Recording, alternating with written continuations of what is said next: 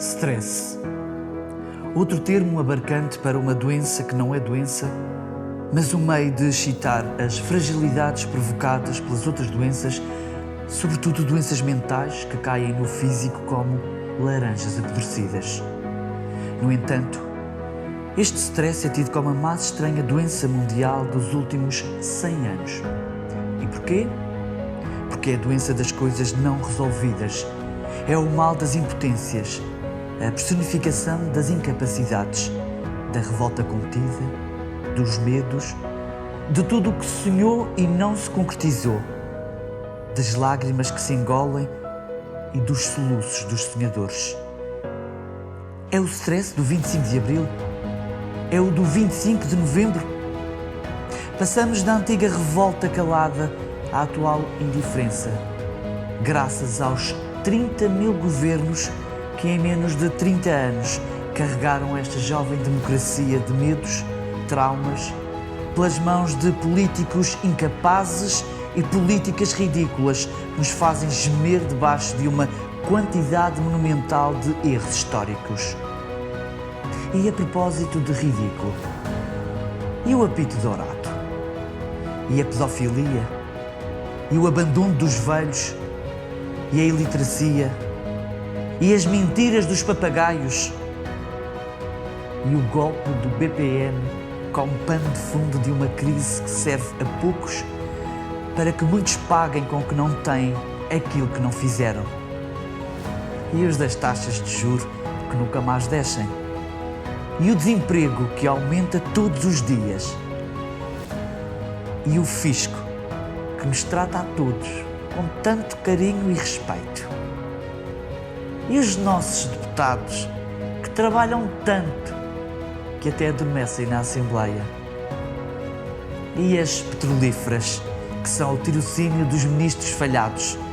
E os hospitais privados que só têm lugar para os ricos? E a petulância de quem manda perante o ranger dos dentes de quem obedece a olhar para os ordenados dos pobres gestores do Estado?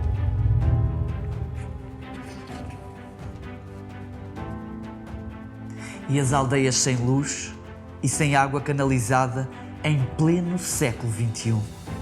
E os milhares de famílias a viver com menos de 10 euros por dia. E a sensação da insegurança e a perda da estabilidade económica e as doenças maltratadas e os 1001 medicamentos ineficazes e caros a servir exóticas e estrambólicas pandemias. E as dívidas? E os divórcios provocados pela mútua falta de respeito? E sexo sem amor? E o pequeno? E o grande? O pequeno que não chega e o grande que não cabe? E a exclusão moral dos direitos dos animais? E o caminho de um povo tão sozinho? E o medo de não se ter e de não se ser e de saber que se é quando não se pode dizer? E a falta de amor? E a morte lenta? Como e quando é que ela vai chegar?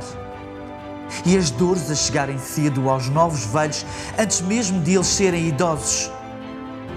E os tribunais que se preocupam apenas com a lei do que com a justiça? E tudo o que está mal e que podia estar bem apenas porque somos permanentemente enganados com crises artificiais? Como é que é possível que tão poucos mandem tanto em tantos? Que a democracia seja hoje a causa de tanta ansiedade e depressão quando deveria ser a maior das conquistas humanas? Que a evasão emocional seja muito maior do que a fiscal e que isso esteja a dar constantemente força ao delírio, à petulância, ao desnorte, numa espécie de morte moral que invade tudo, desde a imaginação ao gosto e, sobretudo, a inteligência. E o mundo que se está a transformar num balão cheio de debilidades. Que viagem é esta a nossa? E para que destino caminhamos? Mesmo que paremos agora, a natureza levará séculos a reequilibrar tudo. E isso é arrepiante. E não será só no azul e verde. Será também e sobretudo na natureza humana cujos valores estão a ser espezinhados por este salve-se quem puder, através de um sistema que se engana todos os dias nas mais ridículas opções estratégicas.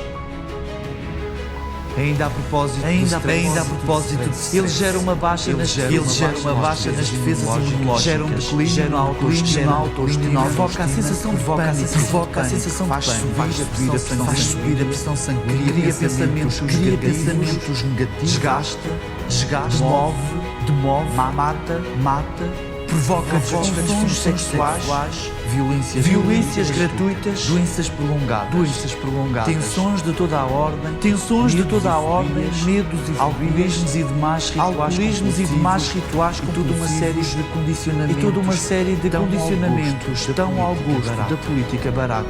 E é para isto que serve o stress. Foi para isso que fui criado.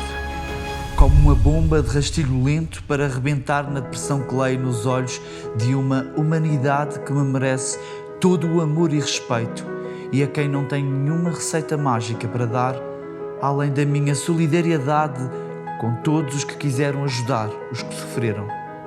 E talvez seja a altura de olharmos menos para os lucros, de deixarmos de ver as pessoas como cobaias consumidoras e ajoelharmos perante a obra mais magnífica que foi criada até hoje e que todos nós, de uma forma ou de outra, estamos a ajudar a destruir: o homem.